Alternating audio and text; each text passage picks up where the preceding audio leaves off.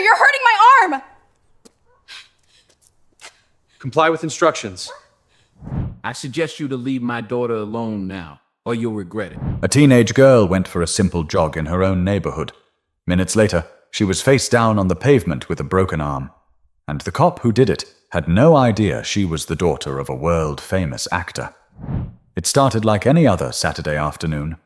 Imani Rollins, 17, had just wrapped up her physics tutoring session and wanted to clear her head before dinner.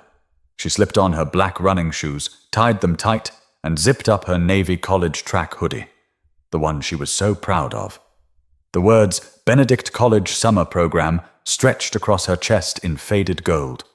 Her mother bought it for her in South Carolina after she'd been accepted to the early STEM prep camp. Bellwood Hills wasn't exactly lively. It was clean, quiet, and mostly still. White fences, manicured lawns, and streets that almost made you whisper without knowing why. She'd lived there since she was 12, and most people knew her face, even if they didn't always remember her name. She never had problems, until now. She tapped her playlist on her phone, slipped her earbuds in, and set out toward Western Drive, where the incline would challenge her breathing. It wasn't even 5 minutes before she saw it. A black and white Ford Explorer patrol car. Parked. Driver inside. The kind of presence you notice even if you're not doing anything wrong. She glanced once. Kept running. 2 blocks later, she looped around to Danbury Lane and saw the same car again. This time it crept forward. Her music was still playing. Something about the tempo changed in her head. Her jog slowed to a brisk walk.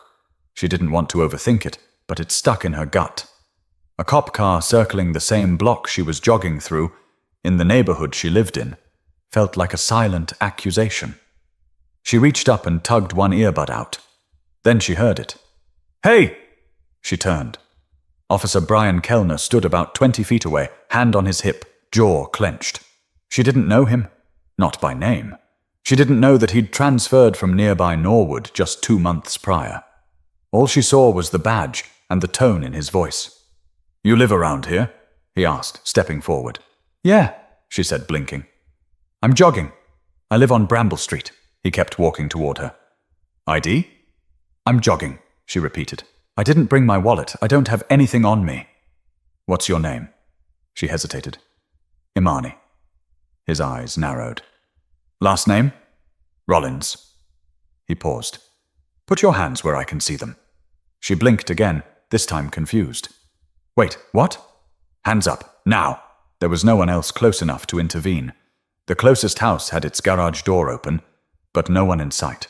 Imani hesitated, just for a second. Her palms lifted slowly. "This is crazy," she said, voice cracking slightly. "I literally live right here." Kellner took another step forward. His hand reached out fast. He grabbed her wrist. "Ow! Hey! What are you—" She tried pulling back. That's when he yanked her arm downward and forced her body toward the sidewalk. Her knees scraped the concrete. Pain shot through her elbow and wrist, and then she heard a crack. It was so quick, it didn't feel real at first. She screamed, "Stop resisting!" He barked, "I'm not resisting! You're hurting me!" The pain overtook her, but the shock kept her conscious. She was crumpled, her arm twisted under her. A neighbor's door slammed open in the distance. "What the hell is going on?" A woman shouted. Kellner turned his head but didn't answer. "Get off her!" Someone else yelled. But that was only the beginning of what would come next. Officer Brian Kellner's grip was firm, calculated, the kind of hold that said he'd done this before, many times, and didn't plan on letting go until he felt like it. His knee pressed against Imani's back. She couldn't see much, but she could hear everything. The shuffle of approaching footsteps, the rising pitch in the voices around her, and her own breathing. Short, panicked, uneven. The sound of a neighbor's phone capturing video pierced through it all. "Sir, let her go! She's a kid!" That was Mrs. Albrecht. Everyone in Bellwood Hills knew her. Retired schoolteacher, walked her beagle twice a day. Imani had helped her carry groceries once when her wrist was in a cast. "She said she lives here." Albrecht's voice quivered, but she stood firm. "She's not doing anything wrong." Kellner glanced up. His expression didn't shift. He kept his weight on Imani's back, one hand still pressing her arm unnaturally across her shoulder blade. Her forearm felt like it was hanging on by threads. She matched the description from dispatch, he muttered, finally addressing the small crowd forming on the edge of the sidewalk. What description? A man called out. She's a teenager jogging in her own neighborhood, man. I need everyone to step back, Kellner barked. You're interfering with an investigation. Imani whimpered. She tried to lift her head. Please, my arm. That's when Albrecht stepped forward again, holding her phone in front of her like a shield. I'm recording this, she said, her voice steadier now. And I'm calling the station. Someone needs to call her parents. This isn't right. Kellner let out a frustrated exhale through his nose, but loosened his grip just enough for Imani to shift onto her side. The damage was already done, her left arm bent at a sickening angle. He radioed in for medical assistance, still trying to control the scene. She resisted, he told dispatch. Possible dislocation. Minor. Minor? Imani gasped, tears spilling down the side of her face. You broke it. She wasn't shouting. She didn't need to. Her pain said everything. Paramedics arrived 5 minutes later, sirens cutting through the early evening quiet. 2 EMTs knelt down beside her, asking for her name, if she could feel her fingers, if she had any allergies. She answered in whispers. Her good hand trembled as she tried to push herself up. Let her talk to her parents, Albrecht insisted, standing over them. One EMT gently helped Imani sit up, supporting her injured arm. We'll get her to St. Luke's, he said. You're gonna be okay. She closed her eyes. She wasn't sure what okay meant anymore. As they lifted her into the ambulance, someone in the crowd murmured, Didn't she say her last name's Rollins? That girl looks familiar. The paramedic next to her raised an eyebrow. You said your name is Imani Rollins, right? She nodded, grimacing. Yeah. He looked at her a moment longer, then leaned in quietly. You're not related to the actor, are you? She looked down, her breath caught between words. He's my dad. The M didn't react right away. He just nodded slowly, as if putting the last puzzle piece in place. He glanced out the ambulance door, where the officer still stood, arms crossed, pretending nothing unusual had happened. Inside the ambulance, Imani's phone buzzed. A message from her mom popped up on the screen. She hadn't answered the earlier call. Her mom had probably seen the footage already. It was spreading fast. A deep ache settled in Imani's chest. Not just from the pain in her arm, but from the knowledge that none of this would have happened if she looked different. She knew it. Everyone outside that ambulance knew it. But there was one person who still didn't. Officer Brian Kellner stood on the sidewalk with his hands on his hips, watching the ambulance drive away, unaware that the girl he just threw to the pavement was the daughter of one of the most recognizable faces in America. He didn't know her name would light up headlines by morning, but the damage he did wasn't about fame. And that's what made it worse. The ambulance had barely cleared the end of the street before phones lit up across Bellwood Hills. The videos, 2 of them, had already made it into group chats, onto Facebook timelines, and one had even been tagged in a neighborhood watch forum. What began as a typical Saturday afternoon had cracked open something much deeper. Linda Albrecht sat down on her porch step, hands shaking. She hadn't planned to get involved. She wasn't the type to pull out her phone in moments like that. But something in Imani's voice had cut straight through her. The girl's scream. That sudden snap. It didn't matter who she was, not at the time. She was a teenager. In pain. Afraid. She called her friend Margie, who lived on the next block. I saw the whole thing, Linda said. He never asked her anything. Just grabbed her like she was a threat. Like she didn't belong.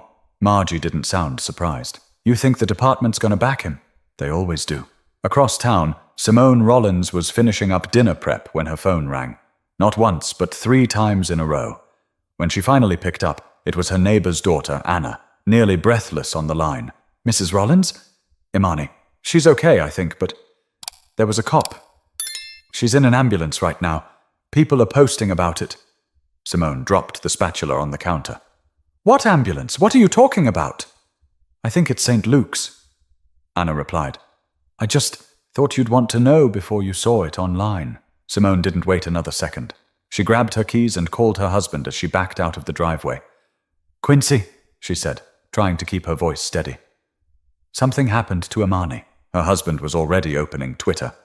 2 minutes later, he called back. "Jesus," he whispered. "Someone filmed it. It's already trending." Inside the emergency room, Imani lay on a narrow bed, her broken arm supported by a temporary splint. The pain meds dulled the edges, but she could still feel the wrongness of it all. She stared at the ceiling tiles, replaying every second in her head. The door opened. Her mom stepped in first. Fast, eyes full of panic and rage. She crossed the room in 2 long strides, brushing the nurse aside as she knelt beside Imani's bed. "Oh my God, baby! What did he do to you?" Imani swallowed hard. I told him I lived here. I told him my name." Her father followed a minute later. He didn't say anything at first, just stood there, looking at his daughter, at her swollen wrist, her scraped knees, the tears drying on her cheeks. "Who was it?" he finally asked. "What's his name?" "I don't know. He never said." They sat with her in silence for a few minutes before the nurse came back in to explain the full fracture. Surgery might not be necessary, but recovery would take weeks. Imani barely listened. Her phone buzzed again. Another message. Then another. "Don't look at it," Simone said. "It doesn't matter right now." But Imani had already seen it. A screenshot. A comment under the video. "Why's she even running here? Looks like she's casing houses." That one hit harder than the painkillers could numb. The ER door opened again, this time slower. A hospital security officer stepped in, followed by a woman in a dark jacket. Plain clothes. Badge clipped at the waist. "Mr. and Mrs. Rollins," she began. "I'm Detective Sarah Mencken with Internal Affairs. We're here to take a statement. There's already been substantial media interest." Denzel, Quincy, rose to his feet. "My daughter's not a headline," he said, voice low. The detective nodded. "I understand, sir, but this is going to be big." He didn't answer. He didn't have to. He just looked at his daughter, bruised and bandaged, and knew they'd just crossed a line that couldn't be uncrossed. Outside the hospital, reporters were already arriving. A local news van parked near the emergency entrance. And Officer Kellner? He'd been called back to the station, but not for punishment. Not yet. They said it was procedure. They needed his side of the story. He told his superior she resisted. He said she didn't identify herself. He insisted he had reason to believe she was dangerous. But no matter what he said behind closed doors, the truth was already out in the world. And the world was watching. Room 418 at St. Luke's smelled like rubbing alcohol and lemon floor wax. Imani lay quietly beneath a thin blanket, eyes half open, watching the IV line in her arm pulse gently with clear liquid. Her wrist had been stabilized and wrapped, but the bruising climbed up past her elbow like a slow burn. She didn't speak much. Her mother, Simone, sat by the window in silence. Quincy paced near the end of the bed, his phone never leaving his hand. Every few minutes it buzzed again. Reporters, friends, producers, family. The footage had been shared by 3 national outlets already. It wasn't just a local incident anymore. But in this moment, none of that mattered. What mattered was that their daughter had been hurt. Hurt badly. Simone leaned in and brushed a strand of hair off Imani's forehead. "Do you remember everything that happened?" Imani's voice was soft, but clear. "Yeah, all of it." "Did he say why he stopped you?" She shook her head slowly. "He just said I looked suspicious. I told him my name. I told him where I lived. I told him I didn't have my ID because I was jogging." Simone blinked hard and looked away, pressing her lips together. Quincy stopped pacing. He stared out the window, jaw clenched. Then, finally, "Do you want to tell them who you are?" Imani turned her head toward her father. "He didn't care who I was, Dad. He didn't even ask." The room went still. "He didn't even see me," she whispered. "He just saw what he wanted to." They sat with that for a while. No one knew what to say. It was the nurse, a tall man named Javier, who finally broke the silence. He came in to check the IV and gently lifted Imani's injured arm to adjust the support. "You're a strong one," he said, smiling kindly. "Most adults would still be crying." Imani offered a half smile. "Hurts too much to cry." He chuckled softly. "That's real." As he stepped out, he paused and looked back at Quincy. "Sir, I'm a big fan of your work, but I'm even more of a fan of what I just saw. Quincy frowned. What's that? Javier nodded toward Imani. Your daughter. She held it together. I saw the footage. That's not just bravery, that's control. That's poise. You raised her right. Simone's voice cracked as she said thank you. Quincy looked down, unsure how to respond. Then his phone buzzed again. This time, with a message from his publicist. CNN wants a comment. NBC just ran it during prime time. He turned the screen toward Simone. She read it and nodded. They're going to twist it either way. Might as well say something before someone else does. Imani didn't speak, but her eyes were still open, listening. Simone leaned forward and took her daughter's hand gently. We're not doing this for attention, she said. You didn't ask for this, but if we don't say something now, they'll fill in the blanks themselves. A knock at the door. Another visitor. This time it was Reverend Marcus Bledsoe from a local church, someone the family knew through charity work. He stepped in slowly, removing his hat and looking at Imani with quiet concern. I came as soon as I heard, he said. Imani, sweetheart, are you okay to talk? She nodded faintly. He sat at the foot of the bed, adjusting his tie. You know, when people say they see themselves in the younger generation, it's usually just something we say to sound proud. But today, I mean it. He took a breath. You didn't deserve what happened. But how you carry yourself now, it matters. It will matter more than you think. Quincy finally sat down. We just want her to feel safe again. I don't even care about the headlines. I want to know she can run without fear. That she won't always have to look over her shoulder just to jog. Reverend Bledsoe nodded. Then let the world see her strength. Let them feel what it's like to be her, even if just for a minute. Let her voice come through. Imani glanced at her phone. Messages from classmates, old friends, and strangers flooded her screen. Some angry, some supportive. All watching. And for the first time since the incident, she felt something shift in her chest. Not relief, not fear. Just weight. But what they didn't realize was that the weight of being seen can be just as heavy as being ignored. By sunrise the next morning, Imani's name was trending nationwide. The headline on one of the first national outlets read, Teen girl assaulted by officer during jog in upscale California neighborhood. A smaller subheading followed, victim confirmed to be daughter of actor Quincy Rollins. That was all it took. Social media exploded, not just with outrage, but with speculation. Old clips of Quincy from interviews, past speeches, even his film roles were recycled with comments like, he warned us, he's been talking about this for years. But the family hadn't said anything yet. Not officially. And that silence was starting to get loud.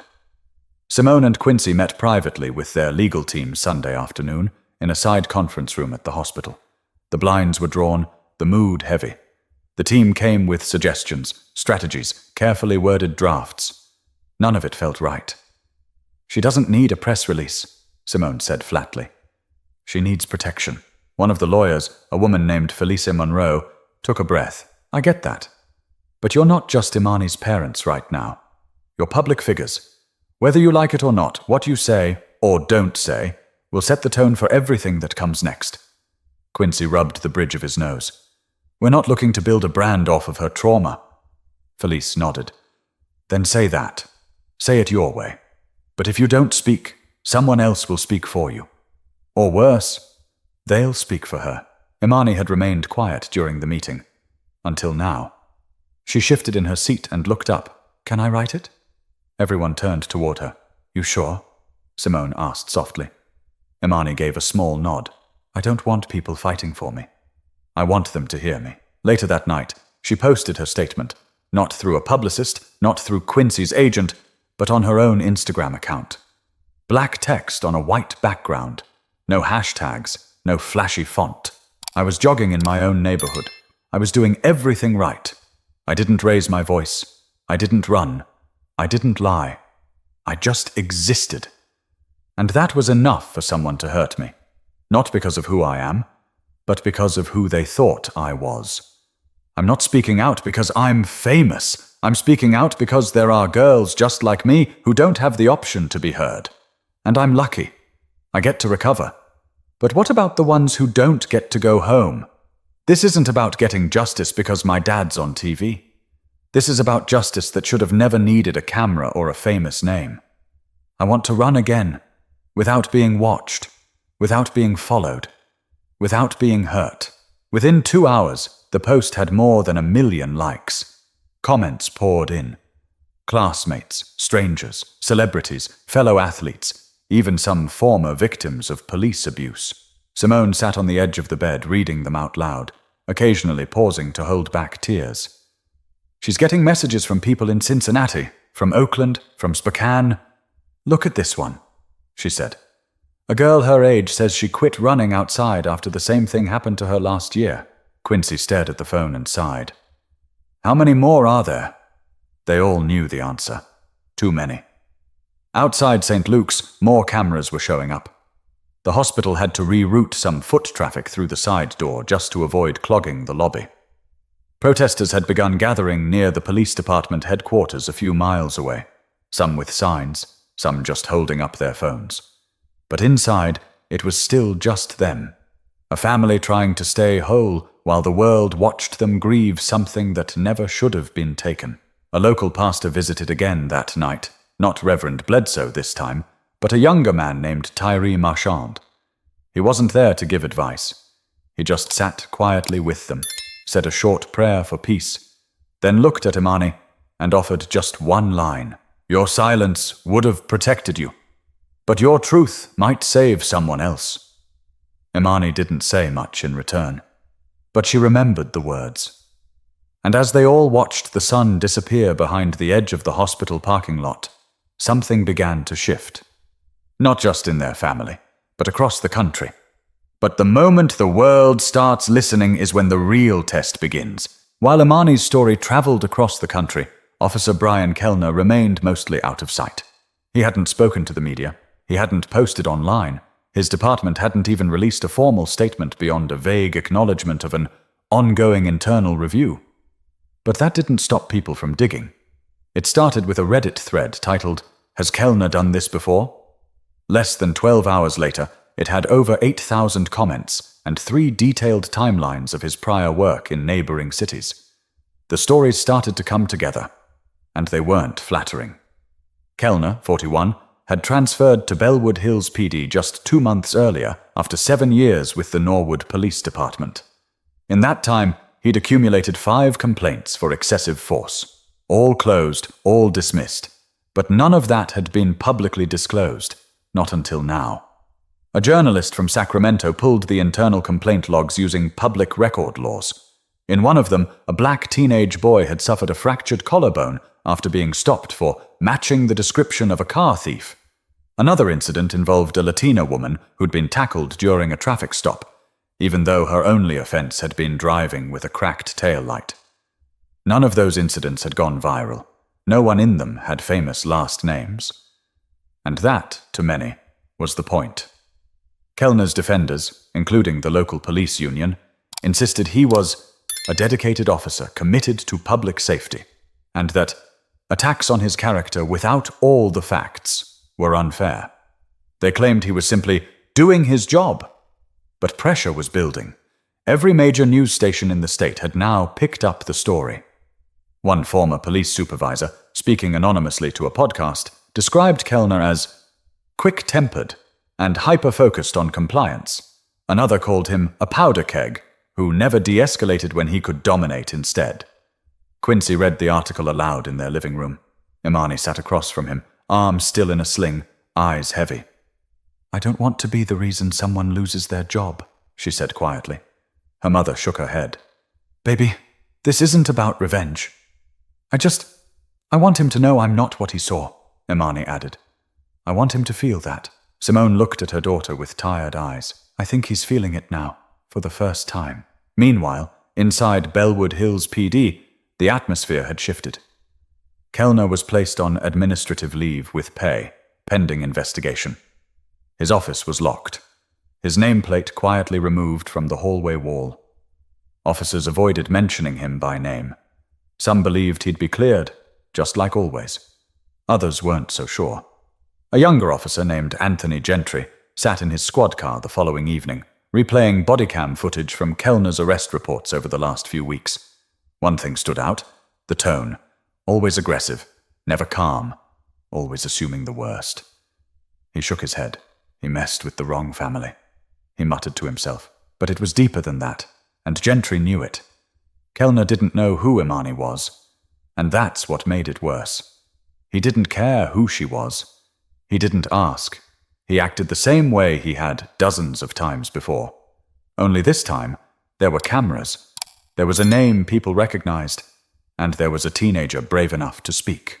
That same night, Felice, the family's attorney, received word from a DOJ liaison. A federal civil rights inquiry had been opened. Quiet for now, but serious. Simone put her hand over her mouth as Felice explained it over speakerphone. They're watching the footage. They're going to start interviewing witnesses. They're not just looking at Kellner. They're looking at the department too. Quincy exhaled. It's about time, but not everyone agreed. Protesters had started lining up outside City Hall. Some supported Imani, holding signs with her name and calling for accountability. But a small group gathered across the street carried signs reading, "Support our police and don't rush to judgment."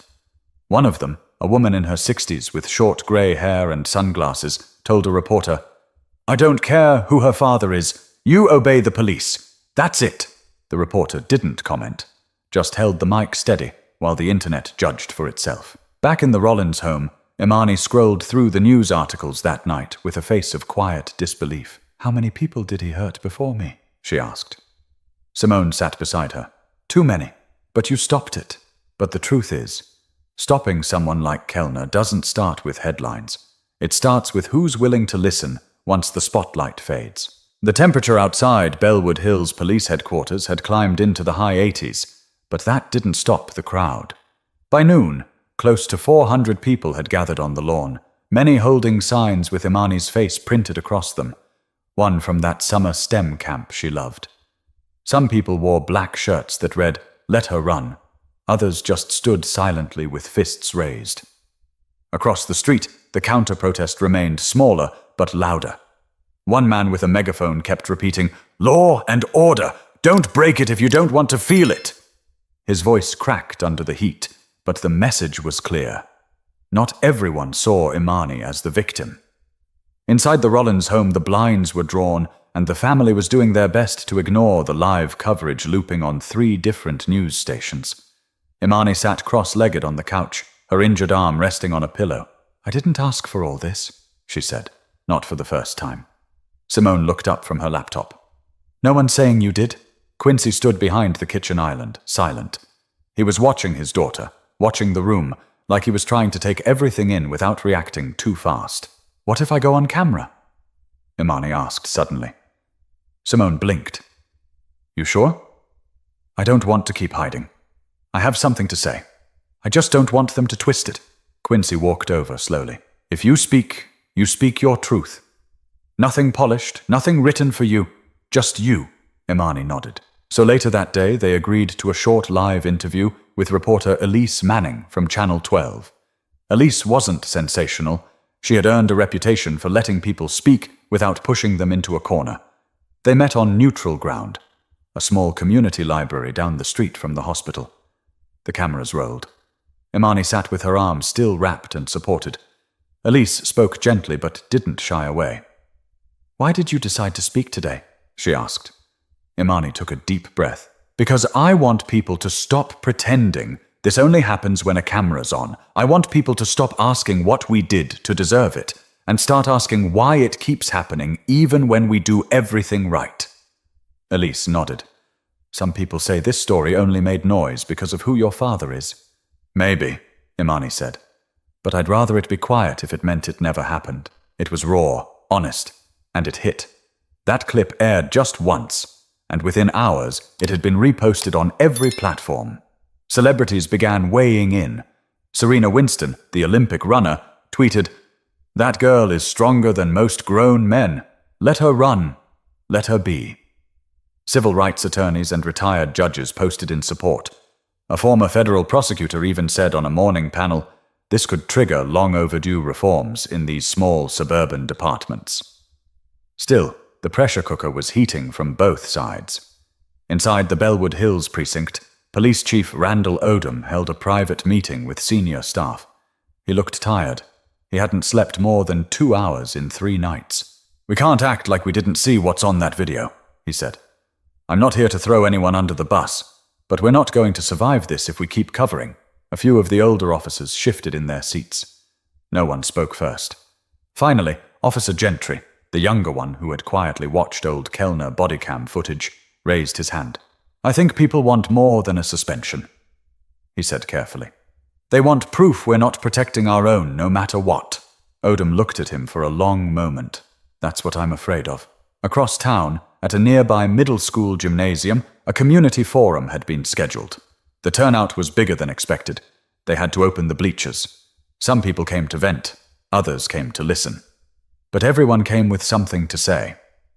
A local teacher stood and told the room, "I've had students stopped just for walking to school, kids who learned to keep their hands out of their pockets before they learned to multiply." An older man followed her. "I've lived here 34 years, and I've never seen a cop grab anyone like that. Not once. Not unless they looked like her." A pause fell over the gym. Everyone knew what he meant.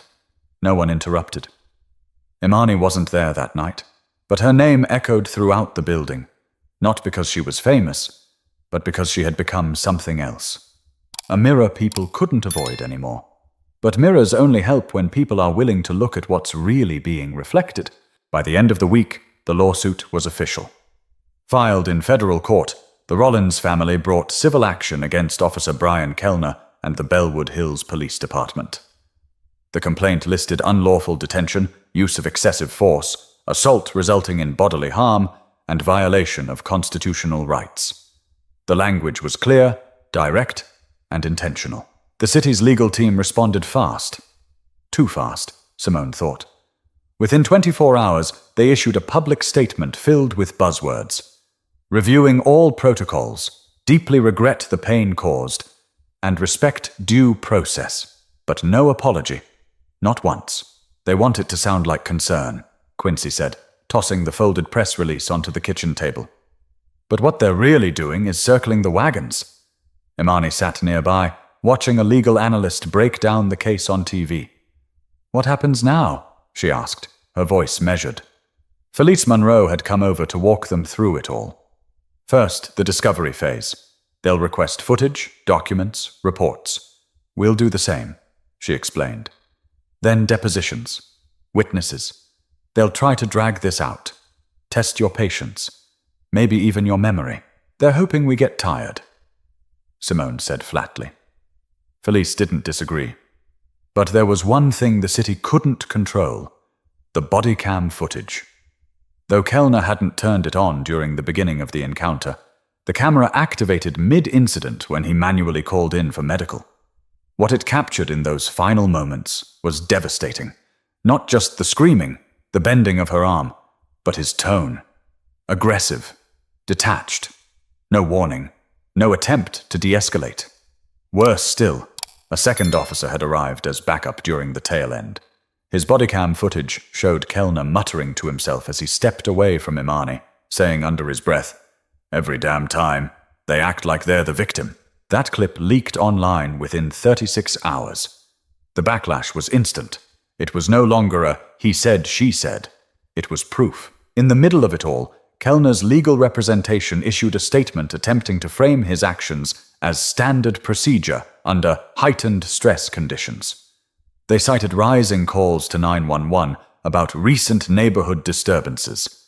But reporters quickly discovered those calls didn't exist. No one on Bramble Street had made a call that day. Nothing was logged. The radio transcript showed no prior suspect alert. Nothing matching Imani's appearance, behavior, or name. "He made it up," Imani whispered. Simone reached over and held her hand. Or he didn't need to make anything up. Maybe he just thought what he saw was enough. That line stuck. It made its way into headlines, talk show panels, college classrooms. He just thought what he saw was enough. Meanwhile, the city's mayor, a man who hadn't said much, found himself under pressure. Community leaders were calling for change, for policy updates, for transparency. "I can't ignore what's happening," Mayor Colin Riggs finally said during a town press conference. What happened to Imani Rollins was wrong. It should never have happened. And if we don't fix what allowed it to happen, then we are all complicit. He ordered a full audit of the Bellwood Hills PD's complaint system and made promises to review all prior misconduct cases that had been closed without follow-up. It wasn't a solution, but it was more than words. And for the Rollins family, it signaled a shift. The case wasn't just about one officer anymore. It was about the entire system that let him operate unchecked. That let him transfer departments with a file full of red flags no one seemed to care about until now. That week, Imani returned to school with a wrap still around her arm. She walked into her first class with her head held high, quiet, but not small. Some students stood when she entered. A few even clapped. I didn't want them to make a scene, she told her mom later, but it felt good. I felt like I belonged there again. Quincy smiled. That's what matters most. Still, the legal fight was far from over. Depositions loomed. So did backlash. Online trolls had already begun twisting the story, questioning her character, her intentions. Imani knew it wasn't going to be easy, but she also knew she wasn't alone. But justice isn't about one courtroom. It's about every choice made when no one's watching. 2 months had passed since the day Imani Rollins went for a jog and left in an ambulance. Her cast had been removed, but her arm wasn't the same.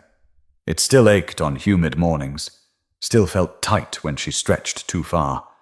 Her physical therapist told her it might take a full year to feel normal again, or it might never feel quite the same.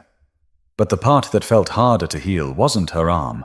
It was what had settled in her mind since that day. It came out in small ways. The way she crossed the street early when a patrol car turned the corner. The way she triple-checked her ID was in her pocket before walking to the store. The way her voice tightened when she passed a stranger and felt their stare linger too long. She wasn't afraid. She was alert. There was a difference, but it didn't feel like freedom. Inside a modest community center in Stockton, the Rollins family sat side by side for a public town hall. This wasn't a press event. No microphones, no media, just rows of folding chairs, a circle of residents, and a simple sign taped to the wall. What does justice look like? The moderator, a retired judge named Wallace Downey, looked around the room. Before we talk about law, he said, let's talk about impact. Let's talk about the quiet damage this kind of thing causes. Imani didn't plan to speak, but when he opened the floor, she raised her hand. She stood slowly, using her uninjured arm to steady herself against the chair. I used to think justice meant consequences, she began. Like someone did something wrong, and something happened to them because of it. Heads nodded. But now I think it's more than that.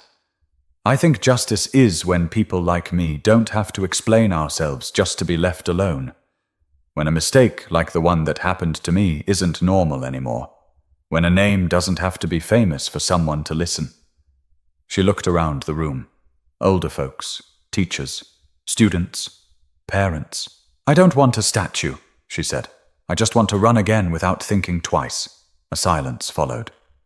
A few people wiped tears. A young man in the back, about her age, clapped once. Then again, the room followed. Quincy watched his daughter and blinked back emotion. Simone reached for his hand and squeezed it. After the event, an older woman approached Imani. She wore a tattered green headscarf and smelled faintly of lavender. My granddaughter saw your video, she said, smiling gently. She keeps her chin up now when she walks to school. She used to hunch, like she wanted to disappear. But now she walks like you. Imani didn't know what to say. She just smiled, said thank you, and hugged the woman tight. Justice had become something different in her eyes. It wasn't a gavel. It wasn't even the court win they were pushing toward. It was seeing people shift, a little, because of what she went through. But not everyone had shifted. That same week, Officer Kellner's legal team requested to settle.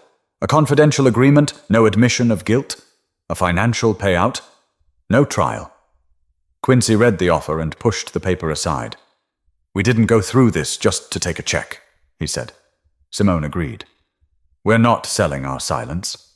Their lawyer, Felice, laid out the reality. Taking it public means more exposure, more attacks. It won't be clean, Imani answered before either parent could. I want it to be public. Felice nodded. Then we'll go to trial. Meanwhile, the city announced new guidelines for officer conduct, stricter policies for body cam usage, new training protocols for handling youth interactions, and a civilian oversight board to review complaints, the first of its kind in the county. Small steps, but real. And none of it would have happened without her. At home, on a warm Sunday morning, Imani laced her sneakers again, her arm still stiff but serviceable. She stood at the front door, earbuds in one hand, the other hovering over the handle. Quincy opened it for her. You sure? He asked. She looked up at him. Yeah, I need this. Simone kissed her forehead on the way out, and as she jogged past the same streets, past the same mailbox where it all happened, she felt it.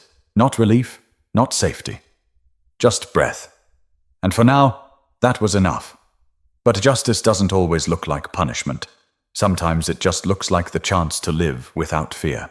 3 weeks before the trial was scheduled to begin, a student group at Fresno State invited Imani to speak. The event wasn't huge, maybe 60 students in a lecture hall, most of them part of the school's criminal justice and sociology departments.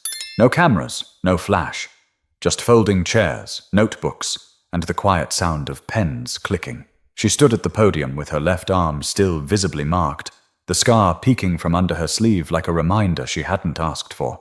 I didn't come here because I want to be a symbol, she said, scanning the room. I came because I think people deserve to hear what this feels like. Not what it looks like on a screen. What it feels like. She took a breath. It feels like being told you don't belong where you already are. It feels like your name means nothing until people know your father's. And then suddenly you become a headline. A few students nodded. One woman in the second row scribbled notes quickly, eyebrows pulled tight in concentration. And what about the girls whose fathers aren't known, who aren't believed, who aren't recorded? Silence. Thick, uncomfortable. I don't want to be a symbol, she repeated. But if people are going to watch me anyway, I might as well say something real. Afterward, a professor approached her privately. That was more honest than most people can handle, he said. Keep speaking. People need to be made uncomfortable. Imani smiled politely. But the truth was, she didn't want to keep speaking forever. She wanted to go back to her track team. She wanted to rejoin weekend meetups with her STEM club. She wanted to talk about graduation plans and dorm shopping and college cafeteria food, not press conferences and lawsuits. But life had already moved, and it had taken her with it. Outside the courthouse, a line formed the morning of the first hearing. Reporters, activists, residents, some who had driven hours just to be present. One woman held up a sign that read, "She belongs here." Inside, the atmosphere was tight. Lawyers shuffled papers, cameras clicked, and a court artist sketched Imani's face from a respectful distance. Kellner sat across the aisle, eyes forward, face hard to read. He didn't look at her. Not once. Her attorney gave the opening statement. This case isn't about celebrity. It's about dignity. It's about the rights of a young girl to move freely in a place she called home.